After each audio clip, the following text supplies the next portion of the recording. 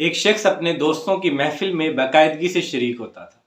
اچانک بغیر اطلاع کے اس نے آنا چھوڑ دیا۔ کچھ دنوں کے بعد ایک انتہائی سرد رات میں ایک بزرگ دوست نے فیصلہ کیا کہ اس سے ملا جائے۔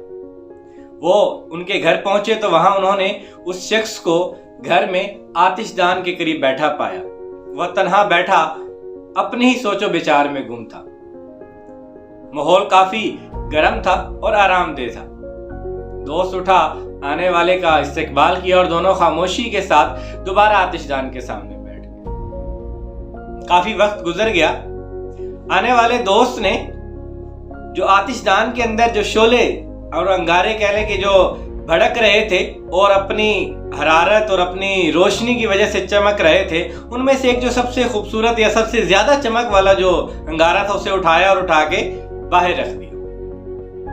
جیسے ہی کچھ وقت گزرا، دیکھا کہ وہ جو انگارہ جسے بہت زیادہ کہہ لیں کہ چمک رہا تھا، اسے جو اٹھا کے باہر رکھا تھا، وہ تھوڑی ہی دیر کے بعد ہوا یہ کہ ایک کوئلے کا ڈھیر بنا ہوا تھا اور بیکار سی چیز نظر آ رہی۔ اب وہ دوست جس نے محفلوں میں آنا چھوڑ دیا تھا، وہ بولا تو کچھ نہیں لیکن چیزیں ساری آبزرو کر رہا تھا۔ کچھ دیر کے بعد اس آنے والے بزرگ دوست نے وہ اس کوئلے کو اٹھایا اور دوبارہ ہی آگ میں ڈال دیا۔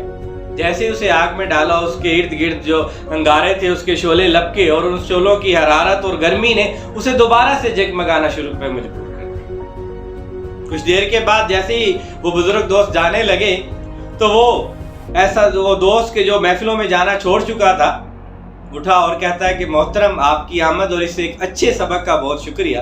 میں بہت جلد آپ کی محفل کو دوبارہ جوائن کروں گا۔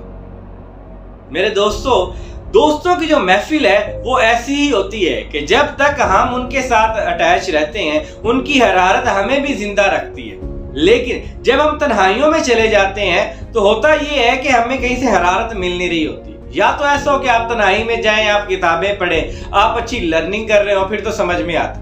لیکن اگر آپ نے تنہا بیٹھ کے سوچوں کے حصار کے اندر ہی گم ہو جانا ہے، آپ نے سوچوں کے سمندر سے نہیں نکل سکنا، تو میرے بھائی اس میں غرق ہونے سے بہتر ہے کہ آپ اچھے دوستوں کی صحبت میں رہیں۔ جب آپ اچھے دوستوں کی صحبت میں رہیں گے نا، وہ آپ کو بہت کچھ اچھا سکھائیں گے۔ کہا جاتا ہے کہ انسان جو ہے وہ اپنے دوستوں سے پہچانا جاتا ہے۔ ایک دوست کی بات یاد آتی ہے، اسلامک اسکالر ہے، وہ کہتے ہیں کہ میرے سب سے اچھے دوست میری کتابیں ہیں، کہ میں جب بھی ان کے پاس جاتا ہوں یہ مجھے فائدہ دیتے ہیں، اور جب میں ان سے چلا جاتا ہوں تو یہ میری غیبت نہیں کرتے۔ میرے بھائیو، آپ اپنے دوست جو ہے نا ایسے منتخب کریں، ایسے لوگوں کے ساتھ اپنی دوستی بڑھائیں کہ جو اہل علم ہو یا جن کا تجربہ زیادہ ہو۔ ان سے آپ علم سیکھیں گے، ان سے آپ تجربہ سیکھیں گے، ان سے آپ زندگی کو آسان بنانا سیکھیں گے۔ جب آپ زندگی کو آسان بنانا سیکھ لیں گے تو یاد رہے یہ زندگی کا جو گھٹن سفر نظر آ رہا ہے یہ گزر جائے گا، اور بغیر سیکھے تو کچھ نہیں ہوتا۔ اللہ تعالیٰ سے دعا ہے کہ اللہ تعالیٰ ہمیں اچھے دوستوں کی صحبت اختیار کرنے کی توفیق